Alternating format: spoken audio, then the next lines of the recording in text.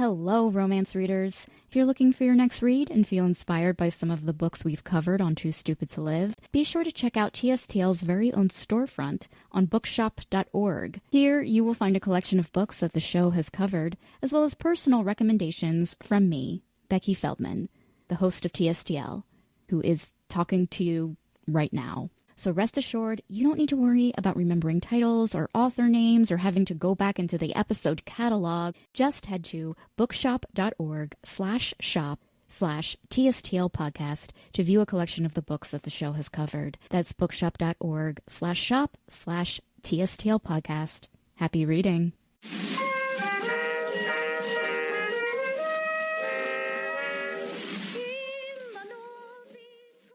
Step right up and welcome to Too Stupid to Live, a podcast about romance novels, usually $5 and under. I'm your host, Becky Feldman, and I hope you have a smile on your face, whether it's painted or real, because today, in this episode, either your sexiest dreams are going to come true or your sexiest nightmares are going to come true. Whatever it is, something sexy is coming, because today we are discussing a clown romance. And not just any clown romance. A clown why choose romance. I'm talking 3 clowns, 1 woman, 1 relationship. It's a carnival of carnal chaos.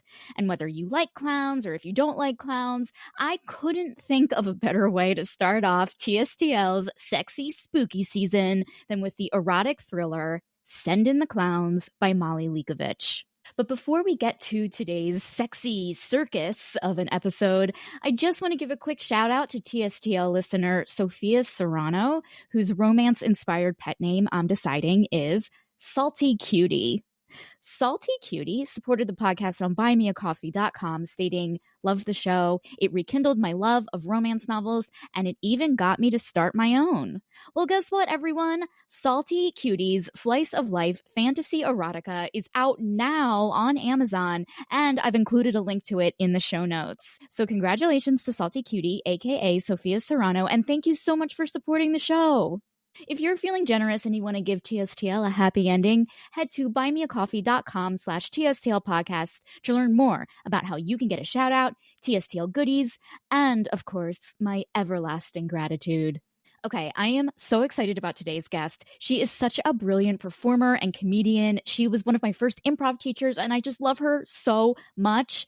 Julie Brister is in the center ring with me today. So get those tight ropes tightened, or, whatever. Please enjoy this review of Send in the Clowns. Oh my goodness, Julie Brister. Welcome to Too Stupid to Live. Hello, Miss Becky Feldman. So happy to be here. I am so happy to have you too. You were one of my first improv teachers I ever had when I came out to Los Angeles. So you have a formidable role in my adulthood, I think. I don't know. Ooh, yeah. Looming. Yes. I remember that class. It was a fun class. It's such a fun class. Oh my God. It was just I really maybe it was because it was the first class. I'm getting out of my comfort zone. I'm realizing I can handle Los Angeles. And it's oh, you are a presence in that kind of bubble of memory. You know what I mean? Oh, for sure. And we've seen each other. We've been in the same world yes. since then, for sure. Of course. Yeah. But it was just I don't know, going down memory lane as I was setting this up. Besides that, though, I have to ask you, what is your experience reading romance novels? Are you into it? Tell me go get started. Starting at the age of 12, mm-hmm. I was so into the book Scruples by Judith Krantz. Mm-hmm. And the whole Judith Krantz oeuvre, Princess Daisy, mm-hmm. Mistral's Daughter. I read all of those books. I also was Hollywood Wives, mm-hmm. some of the Jackie Collins mm-hmm. stuff. But in terms of erotic literature, not until I was in high school. When I was a senior in high school, my friend Stacy gave me a copy of the Delta of Venus, the Anais Nin book of erotic short stories. And like, that is beautiful. It's beautifully written and so evocative. And I loved that. And then I got Little Birds. Delta of Venus. No, she gave me Little Birds, and then I bought Delta of Venus. And that is still hidden in my bookshelf. Hidden? Let it out. Be proud.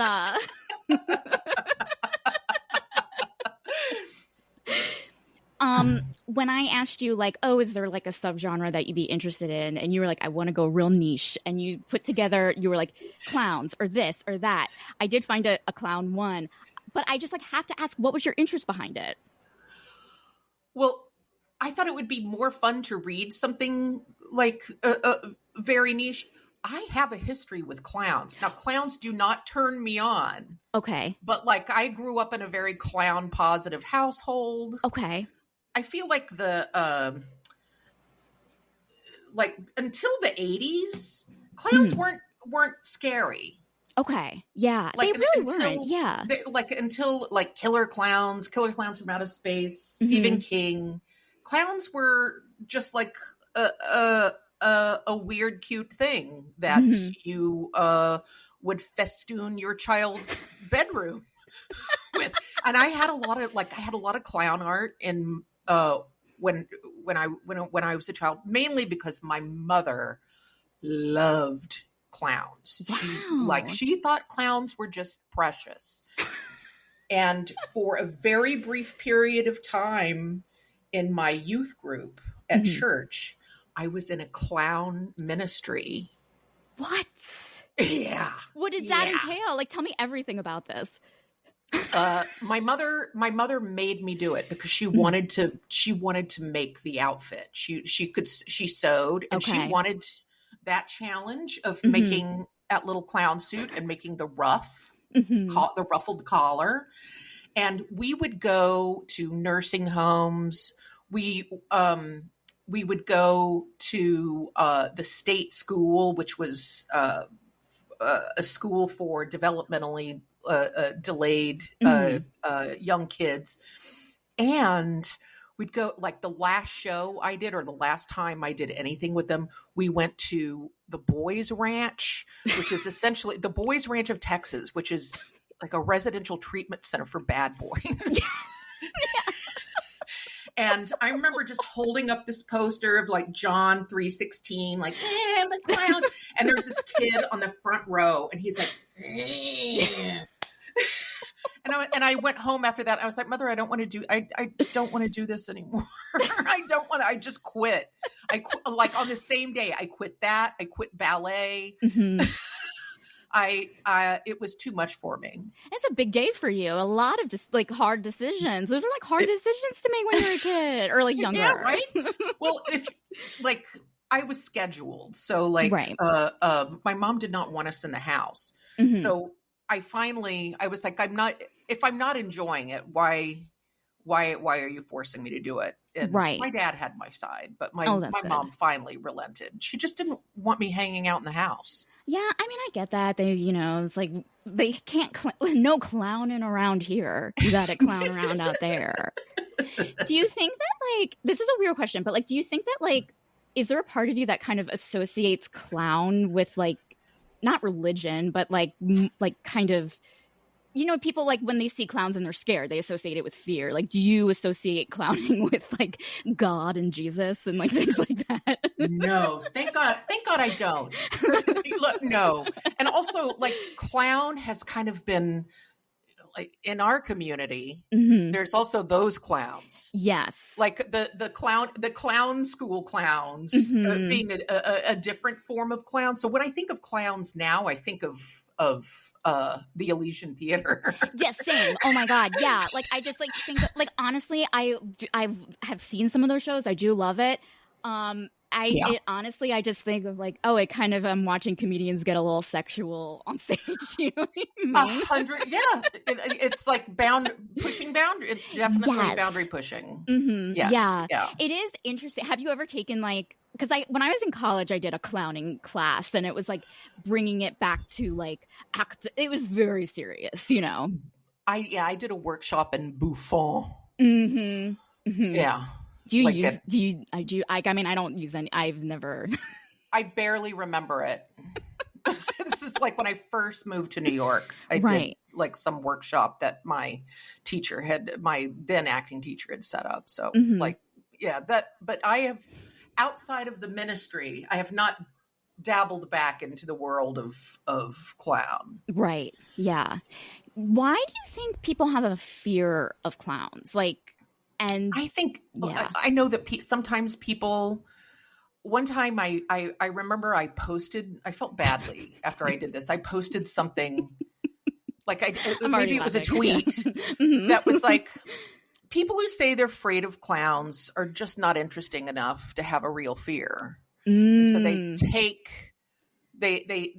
take on, that wasn't the tweet, but it was something like that. It was I was expressing my annoyance that people, I feel like people's fear of clowns is very performative. I agree. Sometimes I feel like it's a pile on to just like an industry. You know what I mean? 100%. And it's like you think of like clowns associated with the circus. That's also creepy. Like that's also sad. That's like because of like poor clowns. Like clowns are the one thing at the circus. Well, that and acrobats that you know, where we're not like hurting animals to do a thing. Yeah. Because like that does make me uncomfortable, is seeing animals kind of like be blah. But like seeing like someone with like, you know, interesting makeup, very exaggerated, like and also like a lot of them, like I don't know, but like just like skilled, you know, like like being able to juggle or like do acro, you know, like that's pretty cool. Becky, yes. Cute. Julie. I glittered. That's amazing. And then let's keep going around. Okay. I love those. My numbers. And then this one, the one that's on the bottom, this one right there, that one is my favorite.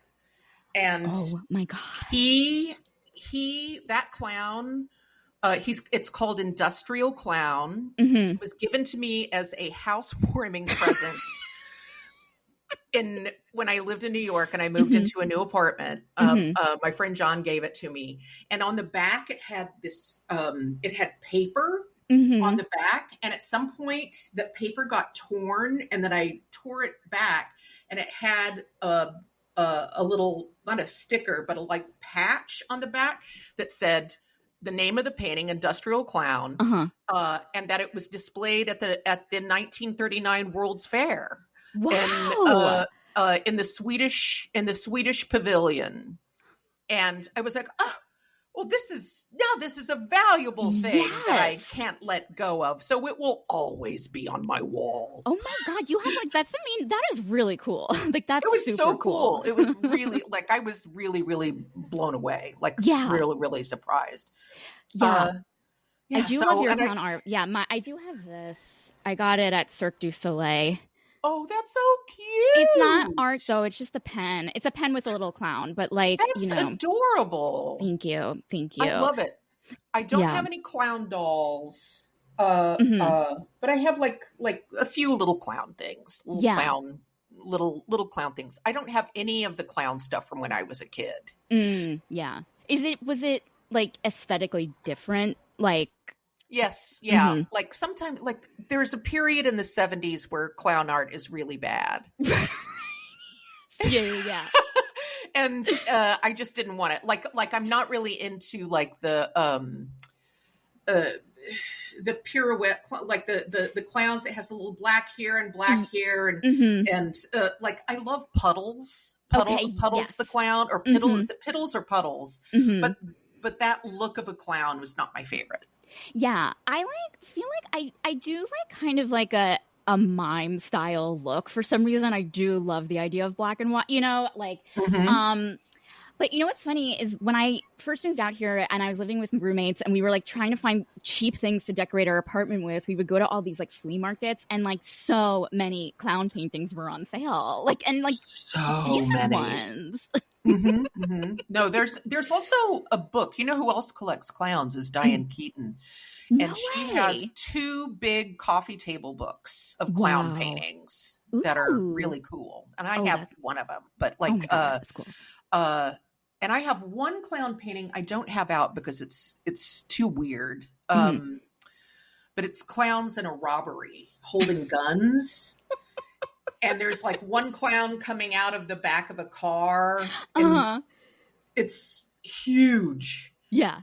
And I'm like, I just don't know where I'm going to put this. Massive. Right. It's heavy, but it's still in my closet somewhere. So yeah.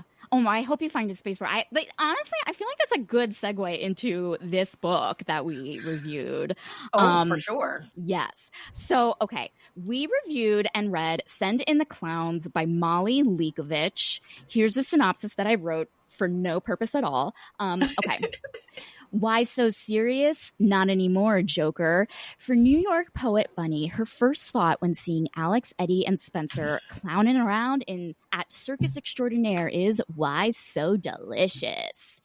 But after everything she's been through, is Bunny ready for a poly relationship where her biggest fears become her biggest turn-ons? In a world where killer clowns are the heroic heartthrobs, Bunny is about to step right up into a different spectacle, where the 3 rings of this circus are her mind, body, and soul. And she's about to discover she's the ringleader. The writer uses ringleader, or I'm the ringleader of my own circus. She uses circus terminology in a clever way. It really does. Sometimes I would be like rereading sections and I was like, oh, I never noticed that. But like the way they said, like, even just the phrase like, this is a circus, and I'm not even registering it. Not that clown. Yes. Yeah. There's a lot of that. Yeah. Yeah, we definitely use clown and circus a lot in our everyday language that I don't even think about it. 100%. Yeah. Yeah. So she definitely shows that. This was a very interesting book. Yes, I am agreed. so grateful for the writer's foreword about her disability. Agreed. Yeah. Because that really, I was so grateful because I took that to heart as I read it. That this is through the lens of the experience of a disabled person. And I have to say that in many ways was more unusual than the idea of being in a polyamorous relationship with 3 clowns and all of the hijinks 3 murderous clowns and all the hijinks that ensue there.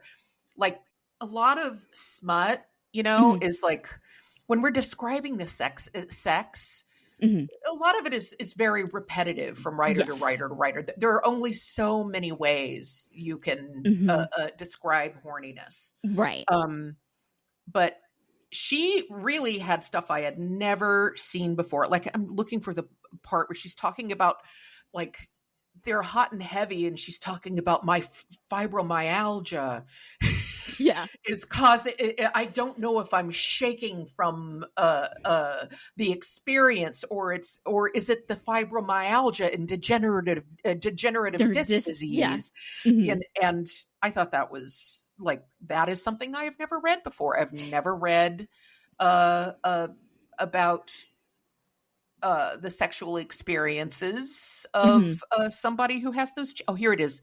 My spasm spreads up my neck, the fibromyalgia mixing with the degenerative disc disease, and I began to feel a full skull tension headache bloom across my forehead. I close my eyes and try to slow my breathing, hope that'll stave off some of the imminent pounding that's about to take place.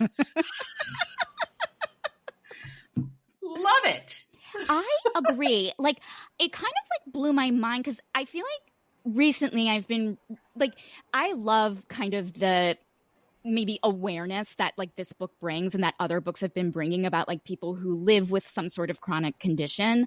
For some reason, I'm like kind of blown away when the chronic condition is pain, like some sort of chronic pain, because like it's such a, I don't know. It always felt so separate to me of like, well, if someone's in pain, they can't be having enjoyable sex. Like, so that'll never happen in a smut book, you know, but to see it embraced and to see that like she enjoys it. Like it was, I don't know, like it was very like, she wasn't like, I'm purposely having fibromyalgia to have a good time. Like, no, it was like they were separate and you saw how like what would turn her on and what would cause pain. Right. Like that is such a good point, Becky, because this is, you know, a book about bondage, BDSM. She is against her will, seemingly, or better judgment. She is getting turned on by those three clowns. Those three clowns. Those three clowns who were so different from each other. Yes. Yeah. Like I can see how the writer's experience with chronic pain why she would choose this subgenre. Yes. And like also and that honestly made me think of your painting when you were talking about the clowns doing a bank robbery of like, not only is like the, you know, dealing with a chronic condition very serious, but this character also has like PTSD and like has gone through some shit. And it's like, this is dark stuff, right? But then you have the juxtaposition of clowns, which I'm like, that's kind of like brilliant, maybe. Like trigger, we haven't said this, but trigger warnings galore. Because she could have had more overt trigger warnings. I do like that she was vulnerable and said, I have this condition, whatever. I do like, there's a part of me that's like, okay, well maybe you could have added a little more detail about like the assault thing, you know? Right. Like I think it's a lot of work to try to justify the clowns hunting her and chasing her in the fun house, which is like one of the first sexual encounters. Right. Chasing her in that, like it was like, ew, ooh, oh, I thought the clowns were going to be good guys. What? Who? And then to like, you don't know what they are until like a few more, a couple of chapters later, when they're like, well, what has she been through? And what's wrong? Oh, well, this is what happened to her. And you're like, oh, this is some sort of like clown vigilante. Yes. That is supposed to make us feel more comfortable with them. But it was personally hard to overcome that first encounter and think of them in that way. So that took me out just a little bit. I completely agree. Like, I feel like I understand that, like, in terms of storytelling, like, you want like rising tension or whatever. And this is obviously a kink that she's into. She's discovering it.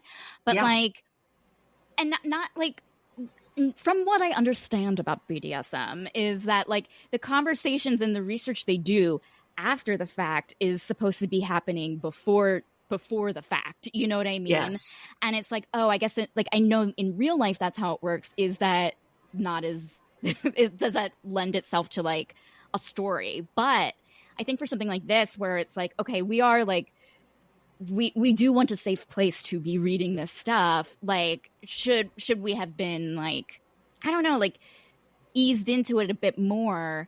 And I actually reread it yesterday, and now that I know who the clowns are, like I was like, oh, okay, I feel a little more comfortable, and I see like the parts where she's saying yes and she's, you know, consenting.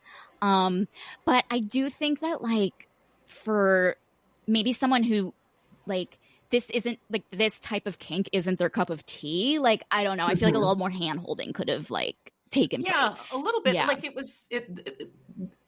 very rapey, but also that's part of the purpose, because the character has an experience, has a personal experience of having been assaulted. And and the revenge element was just juicy as hell. That was so like, it was such a relief. Yes. Yeah. To see her have that control, or to see her empowered.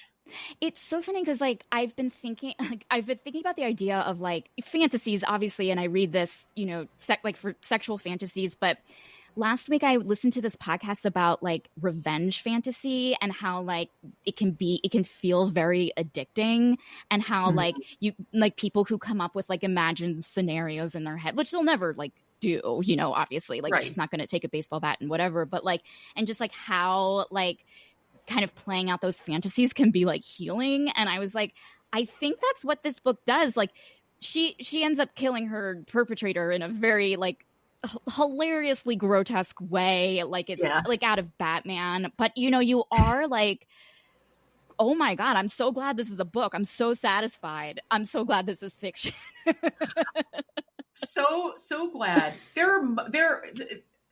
I love it when the ridiculousness of the clowns is kind of juxtaposed with legitimately vulnerable moments. Like, I'm thinking particularly of the shower, when he says, we'll go and take a shower, and she's like uncomfortable, and she says, I can't take a shower with you because I have to use a shower chair.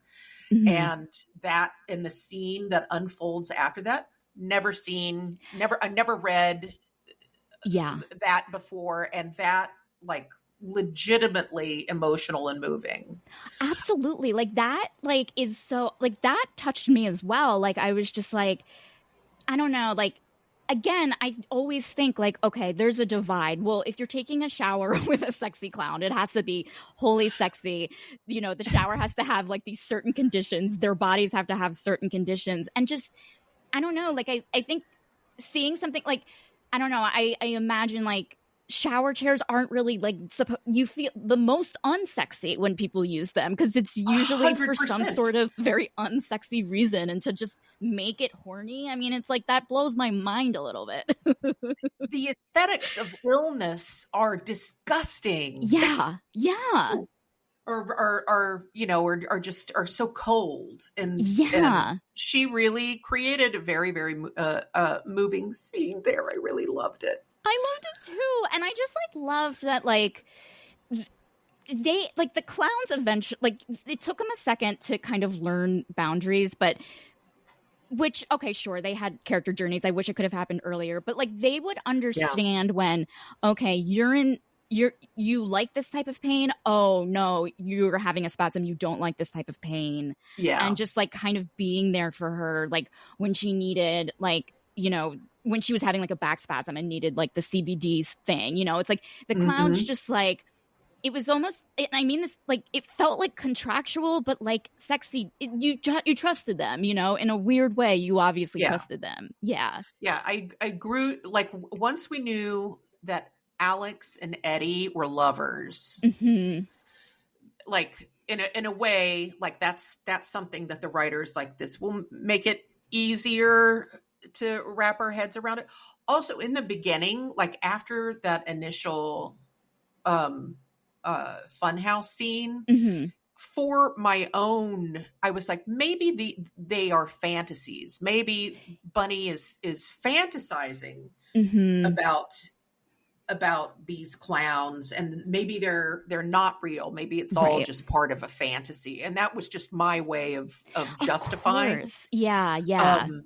But, like, as we learned more about what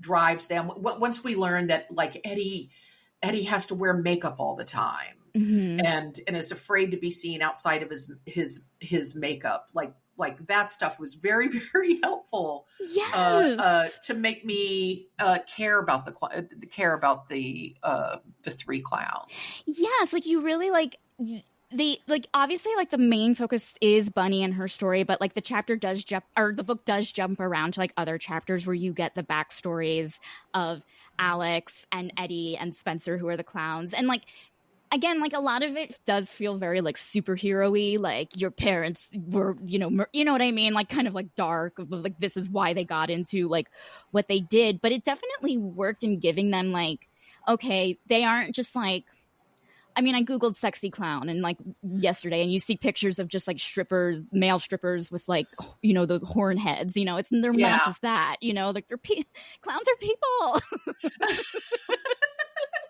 Killer clowns are people. Why didn't I Google sexy clowns? I should have. Now I know what I'm going to do after this. There's I did do like, again, got down a rabbit hole of, I can't even pronounce it, but it's called like callrophilia or something, which is like a sexual attraction to clowns. There's Reddit boards that I kind of just like was, you know, peeking at, you know, and there's a lot of like, I mean, people like love, like there's a lot of different reasons why people like are like attracted to it, in terms of like, one, they love the like how clowns over exaggerate everything and they find that, you know, whatever. And then also like people do associate clowns with childhood, and there's like a level of taboo there, you know, of that like, makes sense, you know, like kind of, it's like very like scintillating, you know, and or tintillating, or you know what I mean, one of the elating ones. And scintillating, titillating, all of them. And exhilarating. And so, and then also there's like kind of like the humiliation of it too, of like, oh, you know, like it is very like, not like, you are like kind of like, it is like a sub-dom thing where this clown is a dom and you're just like dealing with humiliation of like clowns making fun of you. And I think people like are like, okay, I like this.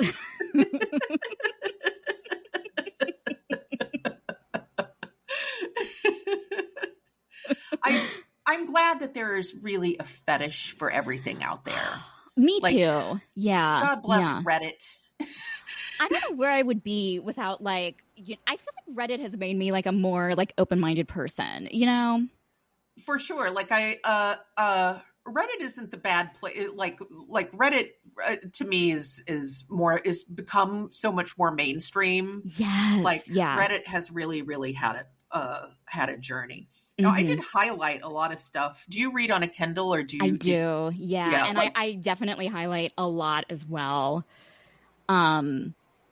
But like about the clowns, like there were like kind of like these things that they would say that I'd be like, oh, they're so sexy. Like when he would say, like when she on the first date and Alex was like, you're beautiful. And she takes it as like, oh, he didn't say you look beautiful. He said you are beautiful. And how it kind of like those like very small moments that I'm like, okay, yeah, that's like, I don't know. You trust him. You trust, even though like then he chased her through a funhouse, but that, you know, at that moment. He spanked her. She likes her spankings. Hard. She did enjoy her spankings. She loves the spankings. I love, he leans down, removes his boxers, and he's completely naked, save for that fucking mask.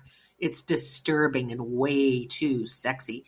I really, truly had no idea I had a clown kink, but here we are. Yes. Such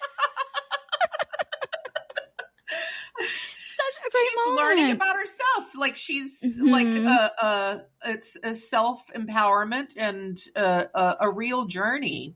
Yes. Yes. And let me find there's one from the beginning. Like in that when she's at the circus, when we're really being buttered up, and we know she's attracted to clowns at that point. She's like, they begin doing backflips and aerials, clownery and acrobatics combined with flashing neon lights to create an overwhelming, powerful, terrifying, wonderful atmosphere. Like, yes, sex and acrobatics. And lights. I mean, clowns are sexy. I mean, like, I feel like the clowning that I learned in class, like we would look at other, you know, performers, and they were like more in shape than like Olympic athletes, you know, even though like what they were doing was like right, because they're so in their bodies. You're doing like it's a lot of like stamina. Yes. Oh my God, like Bill Irwin. Like that kind of clown. Oh my God. Young Bill Irwin, that was a hot clown. I remember he came to speak at my school, and I remember thinking, like, he was like he was old, but like an in shape older gentleman. Right. I was like, solid core on that guy. Solid core. That's all he talked. No, I'm just kidding. But just remember, like, I don't remember a single thing. I was just staring at his core. His rippling core. His rippling core.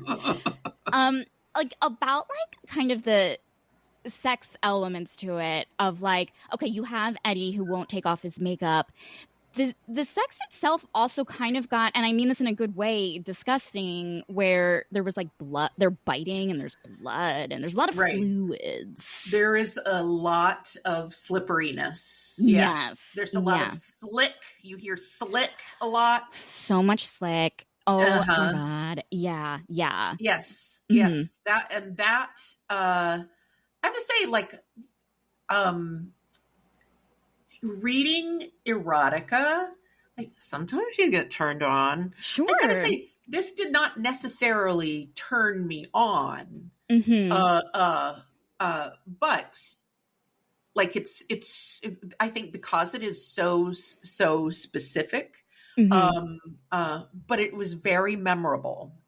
Exactly. Like, I feel like there's scenes in this that I'm never gonna forget. Like, you can read, there's a lot of, not like, when you read a lot of romances and erotica, sometimes they all blend into one, and it's like, well, no, three clowns and one girl, I'm not going to remember. I mean, I'm not going to forget. Like, not going to forget that. Right. I'm going to remember fibromyalgia, degenerative disc disease, and a gentle clown who helped her with her shower. That is what I'm going to take away. Yes. Yeah. I am, like, I do think that, like, the one sex scene that I thought was a little titillating, just because it was when it took place, like, they came home after the bar. Her roommate is in the other room sleeping, and they have like this insane, like, group sex that I was just like, this is kind of hot. Like, this. Was this on the kitchen counter? No, this was when they moved to her bedroom, I think. Yes. Mm-hmm. When Lucy and yes. Yeah. Lucy's. Yeah. So I was like, this is what they said. Like, this is how it ended. They're all like, there's so much fluid, and they're all like all over each other. And like, someone says, like, fucking delicious, he says, licking mine and Spencer's orgasms into his mouth, both of you. So he like made a milkshake of fluids. And she goes, that was insane, I say, my eyes trained on Alex's soaked mouth, the taste of Spencer still lingering on my own tongue. Eddie flops down next to Spencer. Welcome to the circus.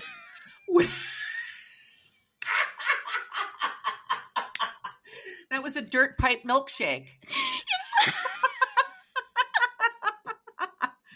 It was so gross. And there's also like blood involved because they were biting. Like, this was like, I'm like, this is disgusting. And there's makeup. So it's like Eddie's makeup is smeared all over the place. It's smearing all over the place. Like, she says at one point, that's another one that I have, let me find it, where she says that he looks like a Monet. Mm-hmm. Oh, the colors of his makeup streaked across his face, turning him into a different kind of work of art, like a humanoid Monet painting standing over me. Ooh, you're the ringleader. We're just the clowns.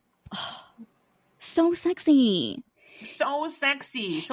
They're letting her take control. I know. Did it make you nervous? Like, because you know how, like, I feel like, when you are like doing, like, on set doing a job and you're putting on makeup and you're like, nothing, you can't mess it up, and then like having this, like, his makeup's getting, like, did it stress you out? Like, I get stressed out, not like stressed, but I'm like, ooh.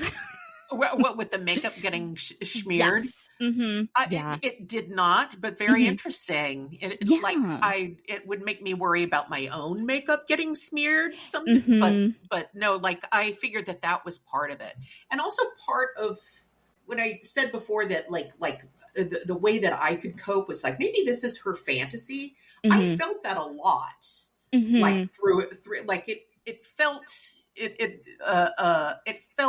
like the writer was looking for a release, or the writer is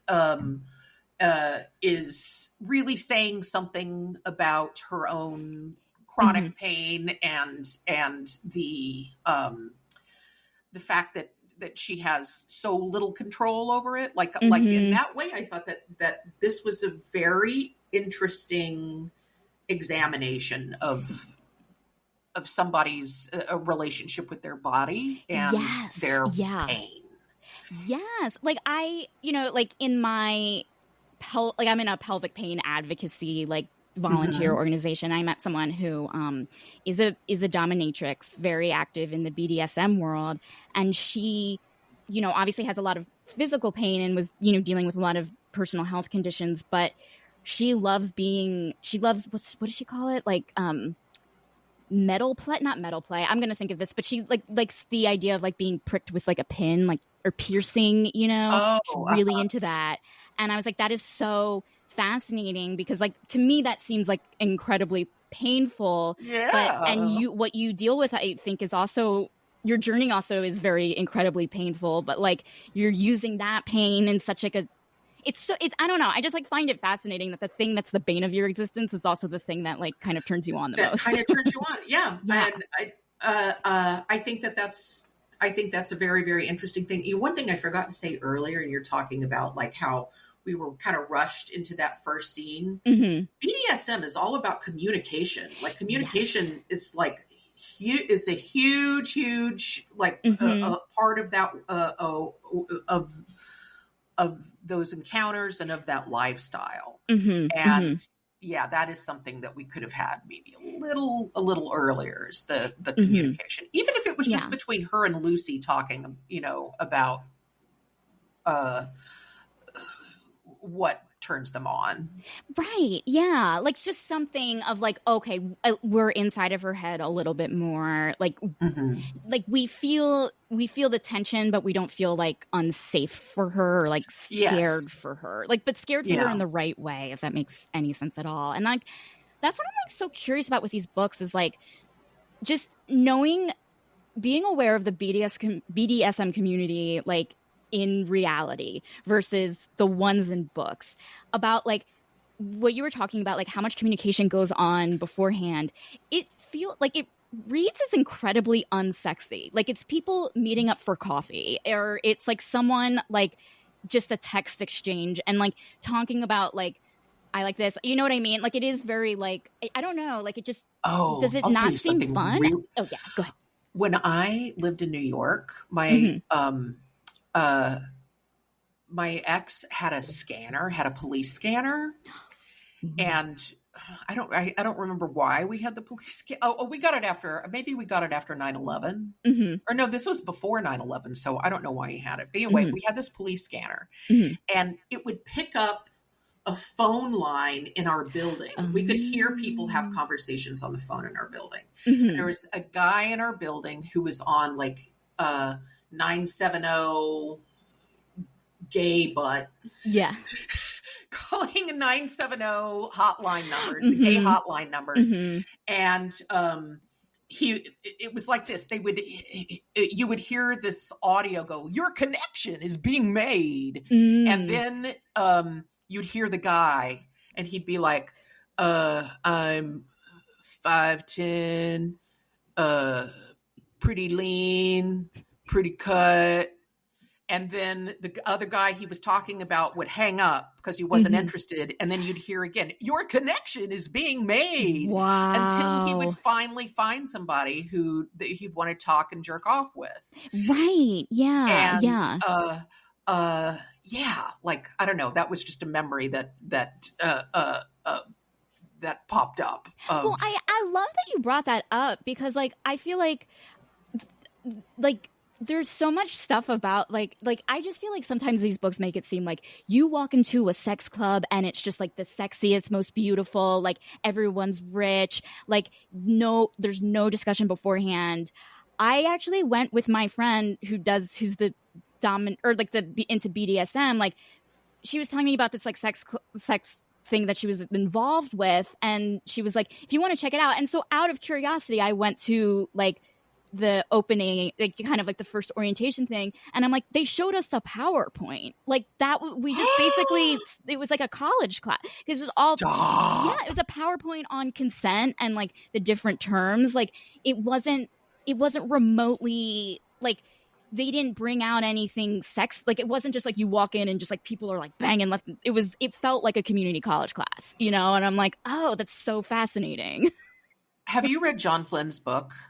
No, I haven't yet. Sorry, John. So, okay. I shouldn't have asked you that way. Yeah. No, but I should. I should. Yeah.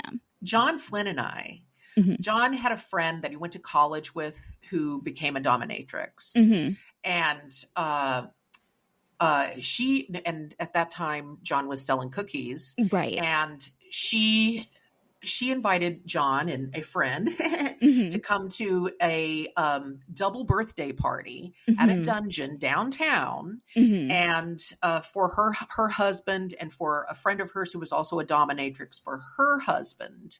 And the whole point of the party was these two men, one of them got tied up and hoisted up in the air, and the other one, like women descended on him when he got there, peeled off, and he was like in his 60s, peeled off all of his clothes, put him in a rubber body bag.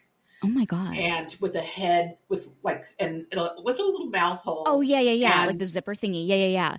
And then the zipper for the body bag, they zip it up, but exposing his cock and balls. Okay. And then there was a menu next to the table he was lying on of all of the things you could do to him. Wow.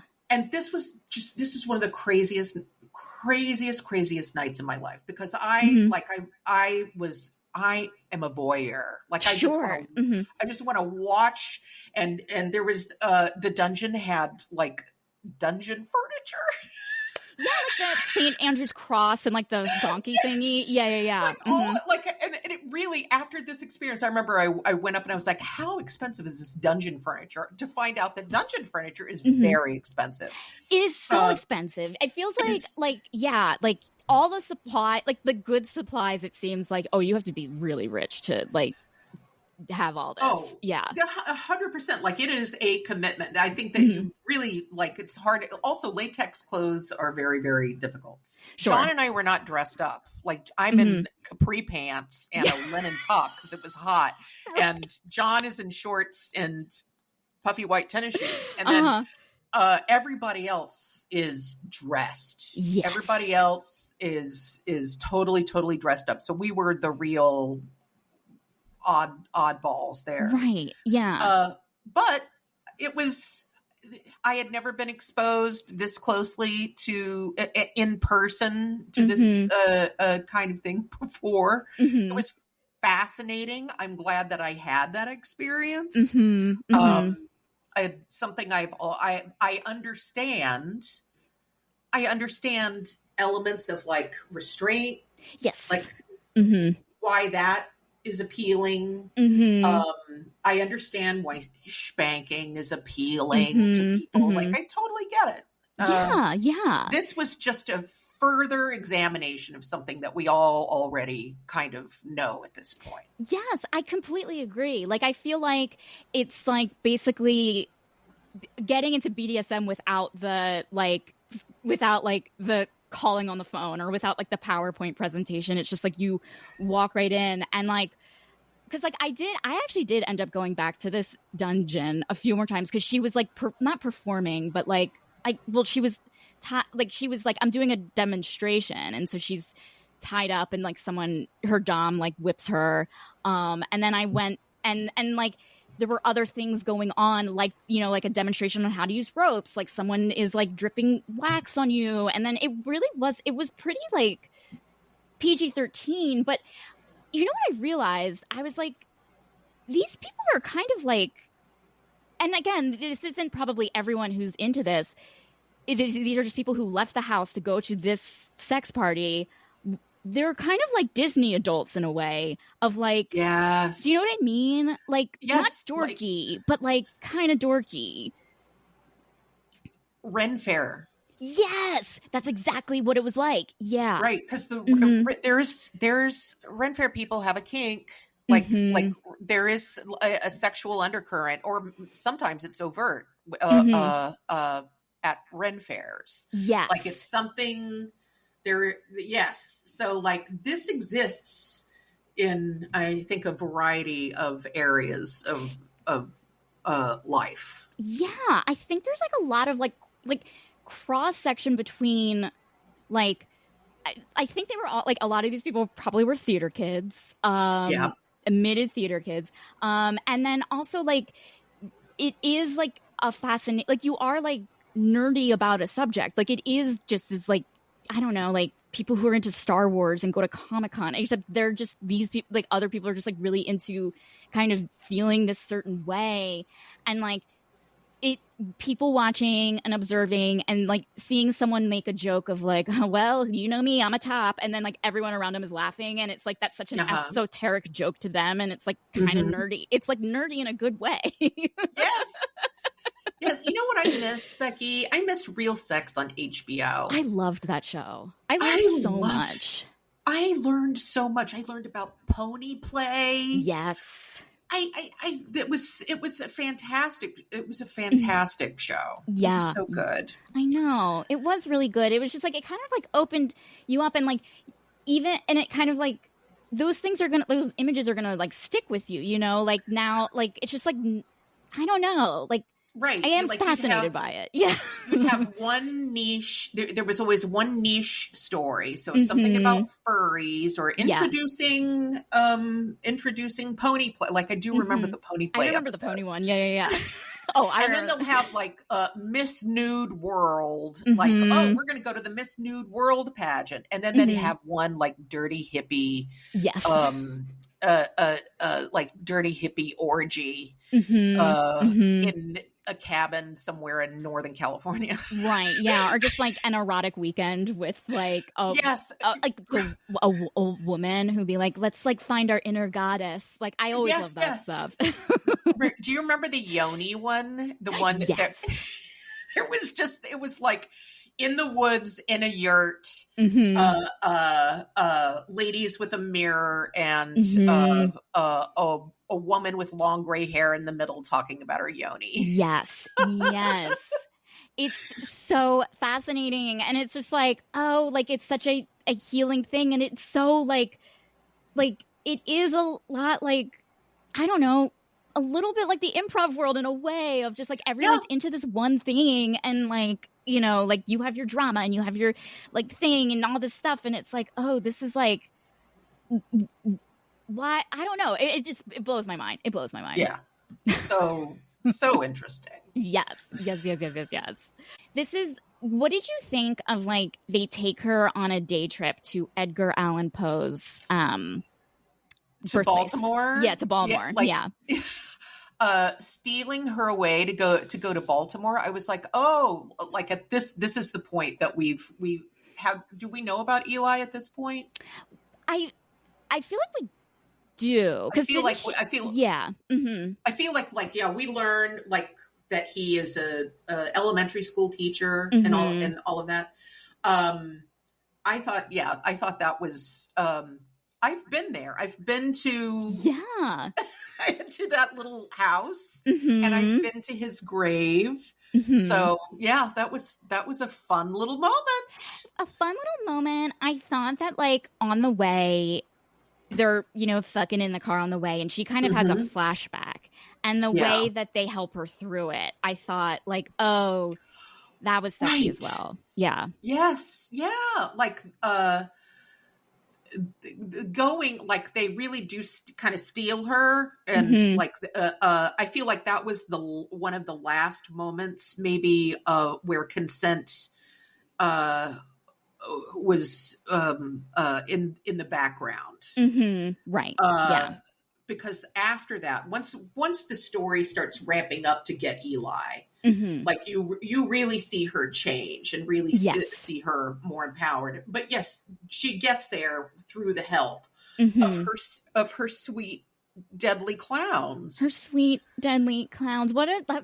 would be such a great like alternate title for this. Her Sweet Deadly Clowns. Which clown was your favorite? Okay, I want to say that I was like a fan of Spencer just because he seemed like the most together. I like Spencer. Spencer seemed like a normal person. Yeah, he was, and he's also the hacker, right? He can also, and like, so like there's a level, he expressed empathy, I think, before the other two, I think. And so that's why I was like, I like Spencer a lot. I thought that he had more relatable humanity. Agreed. Like Alex was like a god. Alex was too removed. You know, Alex is like a god.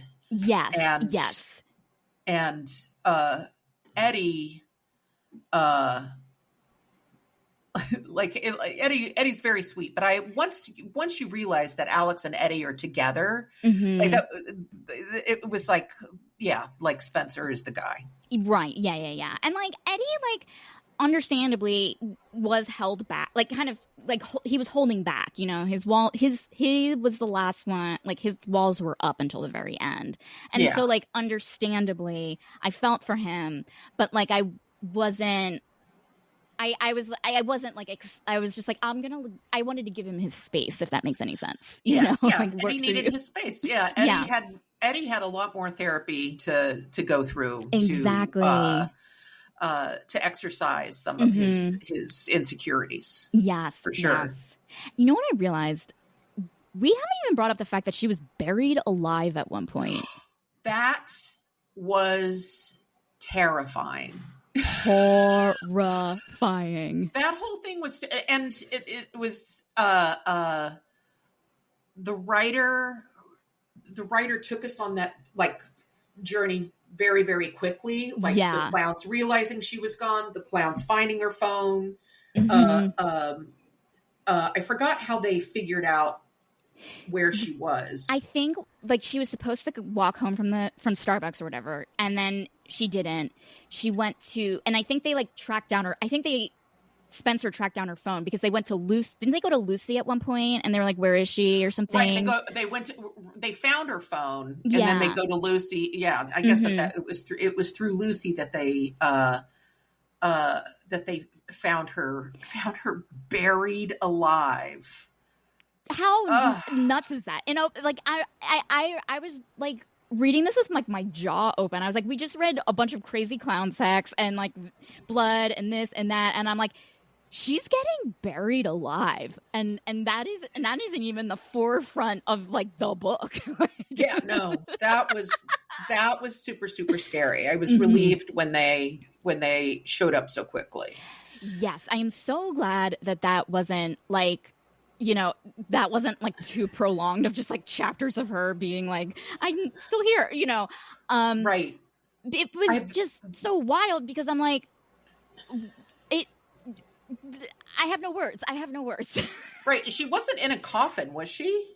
Was she in a box, or was she just? She was like. Oh, yeah. I guess she was. Yeah, like he put her in like a wooden box, and she like takes her shirt off, and she because she through crying, for breathing, and knew to put like the shirt around her mouth to like, and she was just like kicking her way out, like kicking and swimming up, you know, like she knew what to do, and she actually like she did for the most part save herself because like, you know, she knew this, but it was still like that is insane. That is insane. Yeah. It was absolutely insane.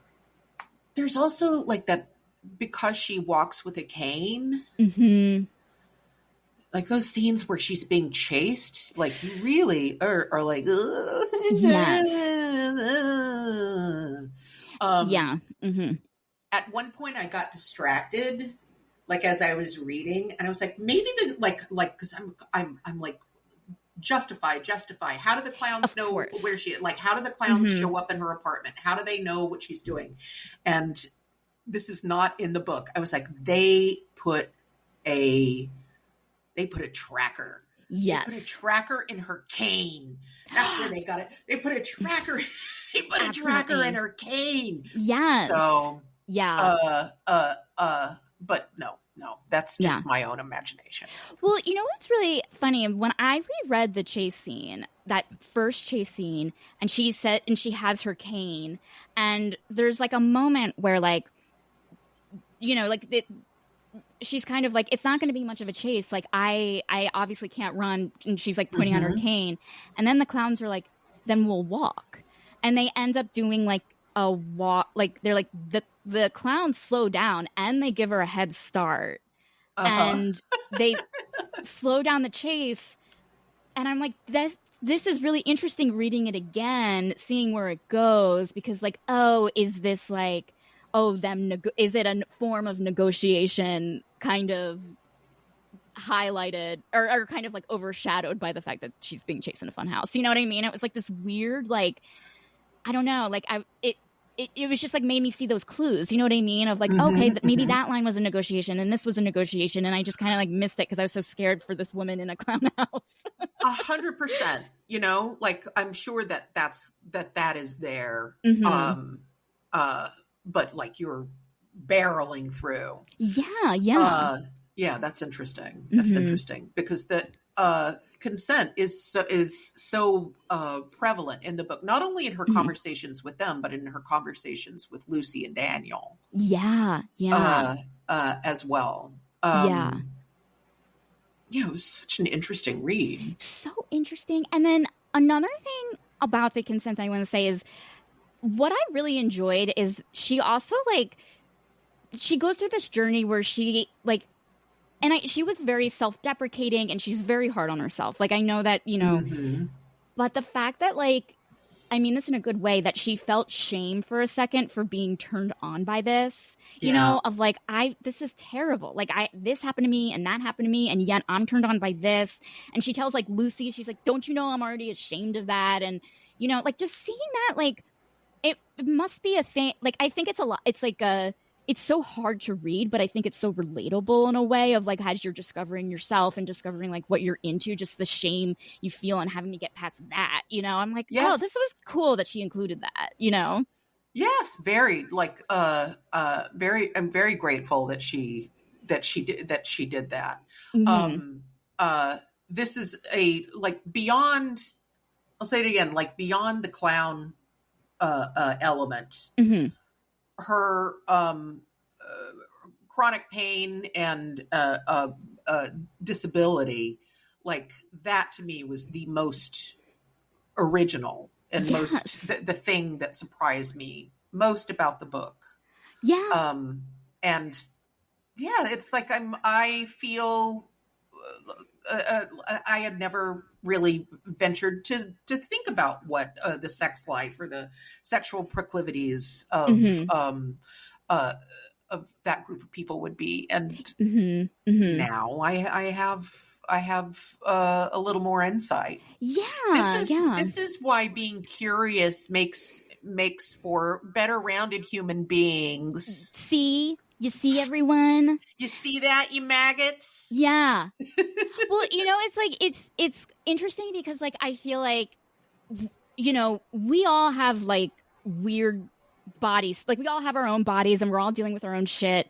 And, like, when it comes to, like, being vulnerable with another person, like, the thing you're most worried about is like a workaround through your own shit to like make sure you're still sexy or make sure they're satisfied and things like that. And then you read something like this and it's like, oh, like we need to like change our perspectives about like how we have these conversations and like, and we're allowed to like state our boundaries and state what works and what doesn't work. And like anyone with any body is capable of pleasure. I guess what I'm saying is I think maybe like the sex positivity movement is like, let's think about all bodies. You know what I mean? Yeah. 100. Yes. I agree 100%. Yeah. They have the sex positive community has a way to go there. Cause like everyone can and is deserving of pleasure as this book shows us. Yeah. Yes. Indeed. Okay. I'm going to ask you for your final thoughts and a rating. Now, for rating, I was thinking we're going to rate based on killer clowns. 1 out of 3 killer clowns is you didn't like it. 3 out of 3 means you loved it. I usually do 5, but just because there's 3 rules of 3. This is a rule of 3. Yeah.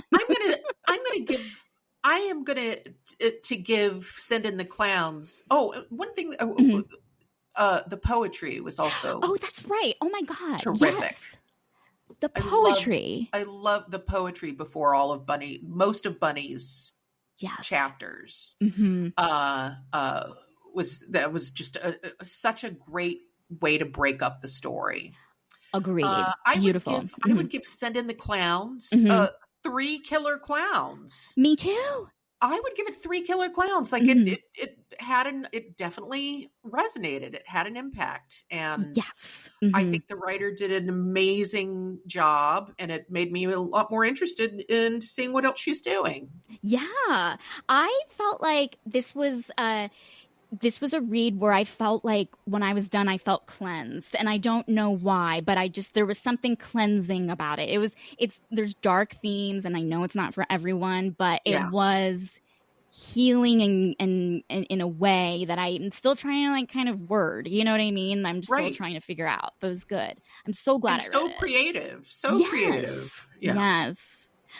Well, Julie, thank you so much for being a guest today. Absolutely, Becky. Thank you. Thank you for having me. I'm glad I could be here. Thank you so much for listening to this episode of TSTL. Here's to your happy ending, and I hope you have a bozo-licious rest of your day.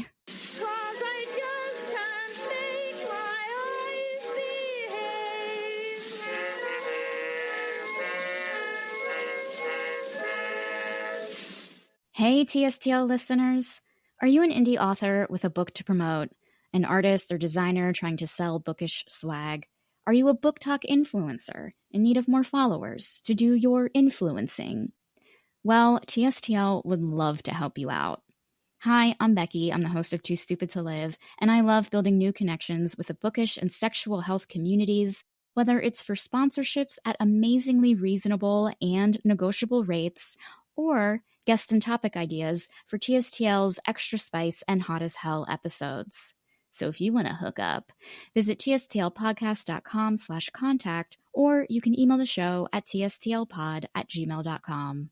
Hey, TSTL listeners, if you're a fan of the show and if you are like really rich to the point where you're able to throw in a little bit of financial support, there are numerous ways you can help TSTL continue to put out completely unhinged and hilarious and, let's face it, sexy romance novel content. First, you can become a paid subscriber on TSTL's Substack, where you can listen or watch ad-free episodes. I'll also give you free access to my side project on Substack called Claim by TBD, which is a fictional podcast series about a romance podcaster who gets abducted by sexy aliens, but the experience itself is anything but horny. Just visit tstlpodcast.substack.com to subscribe. But if monthly subscriptions aren't really your thing, but you still happen to be like super duper really rich, you can also buy TSTL a happy ending at buymeacoffee.com/TSTLpodcast. Each happy ending costs $1, which all goes to support the show. For 3 happy endings, I'll give you a shout out on the podcast, along with a romance novel-inspired pet name. And for 5 happy endings, you'll get a shout out plus a TSTL bookmark in the mail as a thank you gift. Look, even just by listening to TSTL, you're making me feel all tingly and all special inside. But if you feel like your support can be a little more engorged, if you will, you can check out the different ways to support the show at tstlpodcast.com/support. That's tstlpodcast.com/support. Hey, TSTL listeners. I just want to talk about this episode's sponsor, author Pamela S. Thibodeaux. Known for contemporary romance and women's fiction that combines sensuality with spirituality, Pamela is now offering free audio versions of select titles just for TSTL listeners. Pamela S. Thibodeaux writes characters who face life head-on, but don't expect your typical conservative inspirational romance. Her books are steamy, gritty, and speak to the heart without guilt, condemnation, and judgment. In this day and age where understanding nuance and context is so important, Pamela's inspirational with an edge writing style can break new grounds for readers. If you're interested in learning more about Pamela S. Thibodeaux and finding out how you can get a free audiobook, head to the show notes or the episode page at tstlpodcast.com.